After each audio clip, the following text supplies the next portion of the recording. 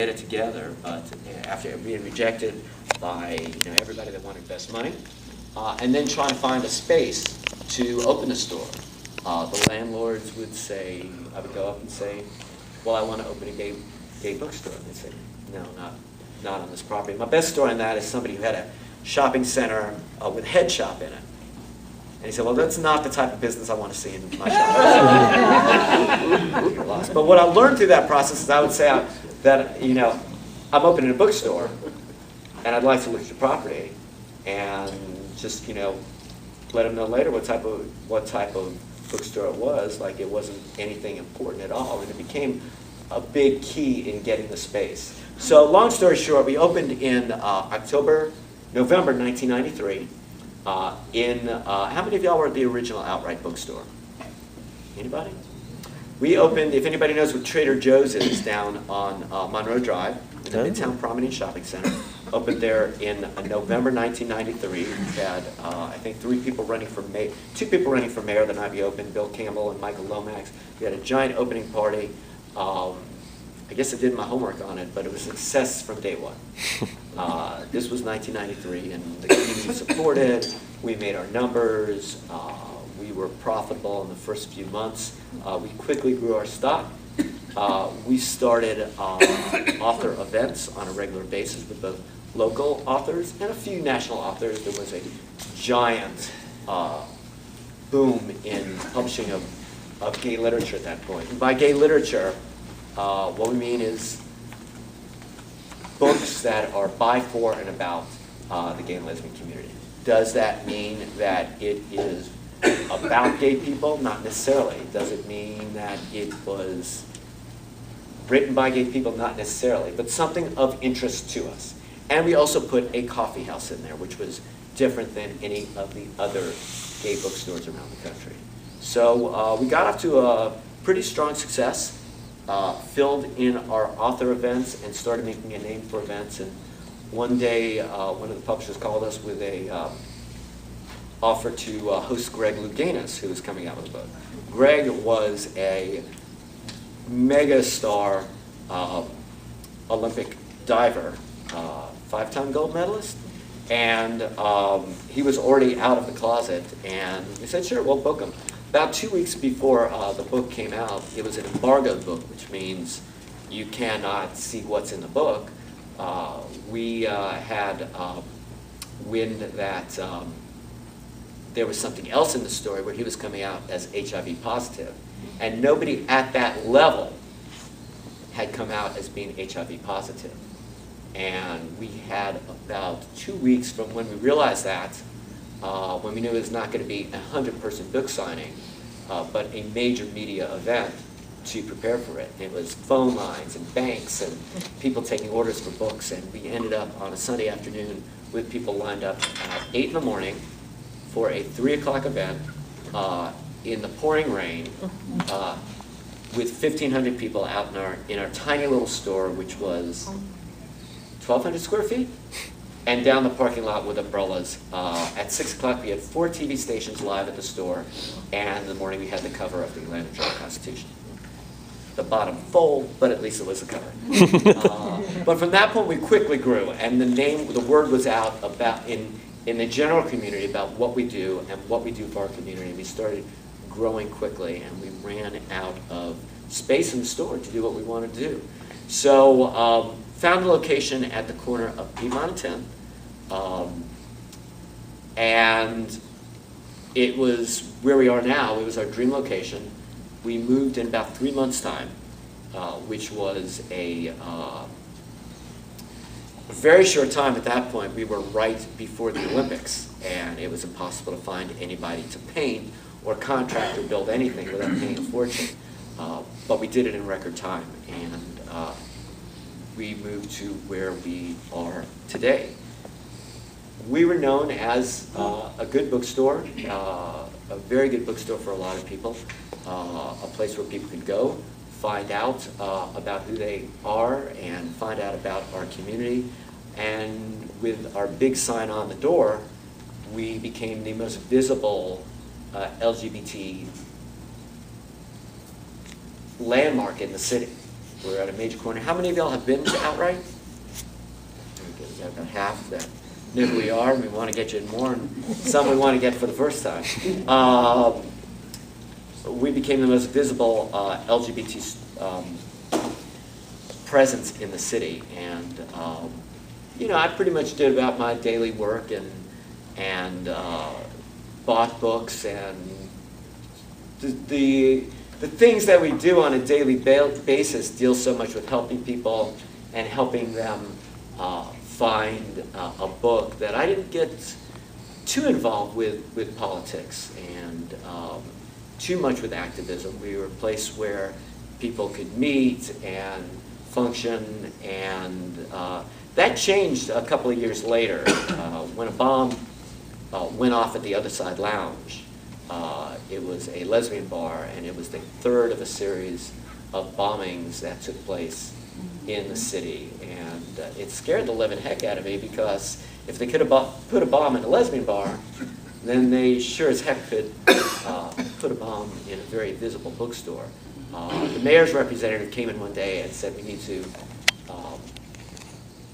use your office right now, and we quickly set up a response team in the LGBT community for how to deal with the bombings that were going on. There was one at Centennial Park, there was one at an abortion clinic, and there was one at the Other Side Lounge.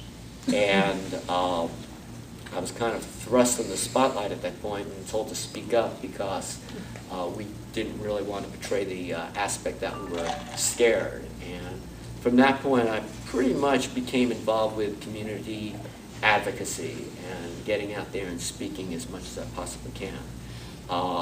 Some of the things I've done over the past few years is helped Mayor Reed on the advisory committee to pick a police chief. I don't know that he listened to anything we said, but I did serve on that committee. And right now I sit on the LGBT advisory committee for the police chief, which was set up in response to the unlawful raid at the Atlanta Eagle, and we meet on a monthly basis. Right now, I'm also involved with starting a new group called GREAT, which is Gay Retail, Entertainment, and Tourism in the city. And it's a brand new organization that we're getting going to tell the story about why shopping independent and shopping in the community is important to our community. There are a lot of things that we do on a daily basis at Outwrite. One is working with organizations to help people to get the word out on what the organization is doing. We have a very large email list of about 9,000 people, and we partner with different organizations to help spread the word on what they're doing. We help get the word out on community actions happening. Recently, last year, the Reverend Fred Phelps and his clan, how many of y'all are familiar with him, came to town to protest our kids at Grady High School. And we helped mobilize a force of a lot of people at Grady High School to stand up and combat the shameful and hateful words that Fred Phelps and his people were spreading. We also have events on a weekly basis, and some are for new authors coming, and some are for national and international authors that are coming. We do a lot of people that are coming out of the closet. Two of the biggest ones and most important ones that we had were John Amici, who was a pretty well-known basketball player, and Esero Twalo, who was an Atlanta Falcon who came out of the closet. And we asked them both to share their story, and with that we were able to bring awareness to people that people would not think of as being gay and coming out. And we not only sell books and help individuals get these stories, but we help get the story out in the general community. I think the most important thing that we do at the store is give people a place to go during the day, during the night, at any stage of their coming out. We carry something for everybody at any level of the coming out experience. What we currently do at the store is we have books on a lot of different genres. Some are LGBT, some are mainstream. You'll find biographies, entertainment. We have great music. We have DVDs. But I think the single most important thing that we do that always surprises me on a regular basis is there's always multiple people during the week that are just coming out of the closet or just going to take the next step. You'll see people in the store for an hour sometimes, and they're just having coffee and hanging out, and they're in the lounge, and all of a sudden they walk over to the coming out section and say, you know, I haven't really told my parents, or I just moved to town and need to deal with issues dealing with my friends. Relationship books, just a good piece of fiction that will help people understand their experiences better and something that they can see themselves in. We work a lot with LGBT youth. We work with Chris Kids, and we work with Youth Pride to help direct people to those organizations. We work with is a gay senior organization called the Prime Timers, and they have a weekly meeting at our store where they can share people who are in a later part of life. So we've got something for just about everybody at any stage of life. And what we do as an independent bookstore is we provide a voice that's different than you're going to get on the chains or something that you're going to find online. There's a lot of books that if independent bookstores are not around, simply will not be printed. If you shop local, you put 3 times as much money back in your community as when you shop at a chain store. And so that's important to think about when you're shopping, be it an Outwrite or any other independent store, that your money goes back in your community. We pay employees who are open. They may be gay. They may be gay friendly. But they are people that share our values. We pay accountants, we pay attorneys, we pay vendors that share our struggle. And again, they don't have to be gay, but they do have to respect the work that we're doing in the community. I brought along just a few things today to show you some of the things that we carry, and then I'm going to share our community action letter with you. These are just a few things, and this one here is a primer that many of you may have seen. It's still our standard book for people coming out now that you know. It's a great book for just about any parent. And we have some others, but the default one is Now That You Know. I gave this book to my parents when I came out, and it only took them 10 years to deal with it. I trust most of y'all are on a pretty quicker track. If anybody does have a teen, there's a brand new edition of GLBTQ, which just came out, which is updated from the one we have here. I understand it's now LGBT is our standard way of saying it, so there's a little typo on that, but it's still a great book. Is It a Choice by Eric Marcus. It's a little bit older, but he's a great writer, and it is something that is good to give to anybody, not just a parent or a child. How many of y'all have heard about the It Gets Better campaign?